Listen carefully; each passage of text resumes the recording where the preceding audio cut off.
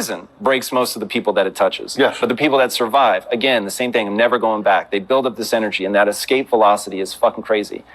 Part of the reason when I first started researching you, I was like, okay, he got a 20-year sentence, but there's no way he did 20 years. And the reason I couldn't reconcile it in my mind that you'd actually serve 20 years is you were so positive, energetic, enthusiastic, focused on all the things you were going to make happen. There was no sense of loss or mourning. It was just like, 20 years is a long fucking time, man. No, but see, you got to understand this.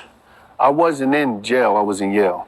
I wasn't in prison, I was in Princeton. I wasn't in the state pen, I was in Penn State. How the fuck do you think like that? Because you know why? I took the time and I was like, okay, this is time for me to, educate myself. It was this book place that we used to order from, R. Hamilton's. I think it was out in Connecticut somewhere, and you'll get books at probably like $20 for like $3. So I used to get a lot of books. I used to read magazines all the time. I used to study the shit out of marketing, because what I used to do is I used to always watch commercials. I remember one of my sellers used to be like, why the fuck you always watching the commercials?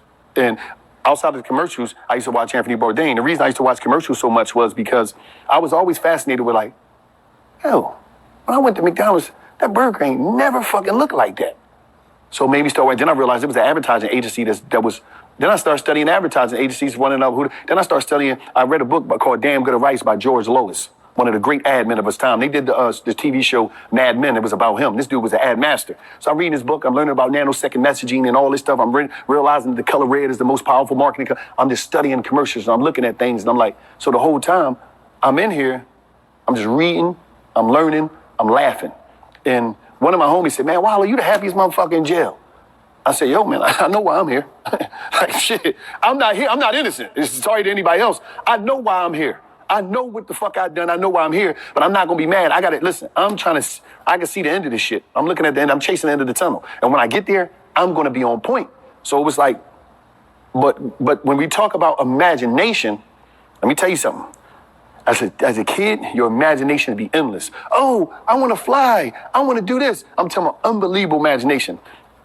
Imagination is destroyed by family members, others. People kill ideas. You got idea killers out here. A lot of times these kids, they can't grow into what they want to grow in because they live in environments where their ideas is beat up, and whereas though they got to suffocate their ideas, and somehow they kill their ideas and they bury their ideas because they don't want to get laughed at or they're ashamed of it. So by me going to prison from 17 to 37, well, lived experience, life will fucking destroy your imagination. If you're an adult, if I was out here, and I probably live, had a kid, went through different relationships, jobs, this, whatever I was doing, got shot, whatever might happen.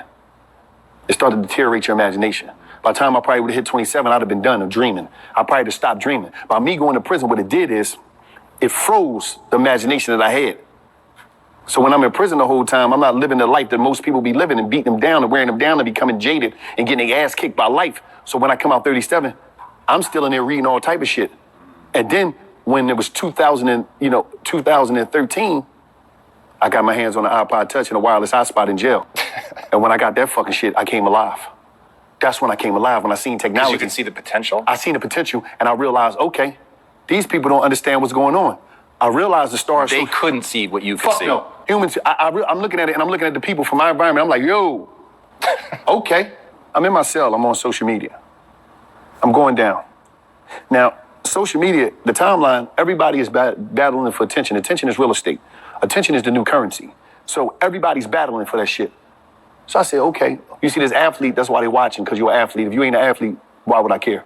If you're not a girl that's half naked on Instagram, why would I care? If you're not a rapper, why would I care? That's what the average person say. I realized that social media gave everybody a stage. But a lot of people don't know it's a stage to introduce people to their ideas, their outlooks of life or whatever.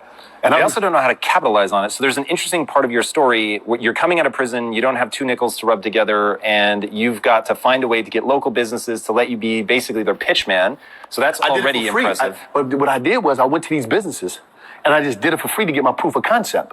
I had to show you, I had to have some proof so I could take the proof of concept and be able to say, when you go on my page and then be able to say, oh my God, or just be able to say, Tom might be like, oh my God, I seen that commercial you did at that Rib Shack.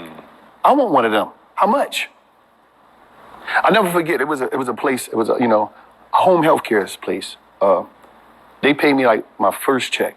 It was $500 to do a commercial for them. And when I shot in an iPhone or yeah, what? An iPhone. Yeah. I just went there, tell my friend to hold the camera. I said, hold this camera. And I just did it. And it was like, it was out of here. Like, I'm talking about I did it for $500. But when they called me, that was the first time I really charged somebody $500. I'm like, oh shit. I just was out of jail not that long. I'm like, oh shit, there's a market for this. And then I just start charging for it. And then the price just start going up for $5,000, $1,500. And it's just walking up on somebody, you tell them you got a business, all right, this is how much it costs.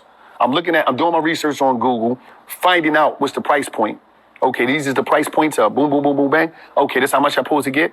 Oh, I'm supposed to get $100 for 10,000 followers or whatever. And How did you figure stuff out when you didn't know? How am I supposed to charge? Like, how did you? I'm Google man. I'm Google. Listen, I'm an alumni. I'm talking about Google University and YouTube. I went to them universities. Them my colleges. I got a degree. I got a degree in information from them two places. That's the easiest Tell place. people what you thought when you first heard about Google, though. I lost my mind. I thought. Listen, the kid. I'm walking in. Because you're in prison for a long time at this point. I'm in prison. So the young kid come in. I knew his family, whatever. He telling me like, yo, it's this thing called Google, and I'm like, okay, yeah, all right. Yeah, you could look this up. I could look up anything. I was listening to him. Then when he said, I can even look up Lou, you can. I said, why the fuck would you be able to look up me and I've been in jail all this time? That don't make no fucking sense. I'm not that stupid, kid. I know I've been in jail. I'm not that slow, right? Because I'm really believe. So I went and I wrote it down in my book of life. The book of life is something I wrote a bunch of stuff down that I got to check out when I get home from jail or things I want to do, whatever.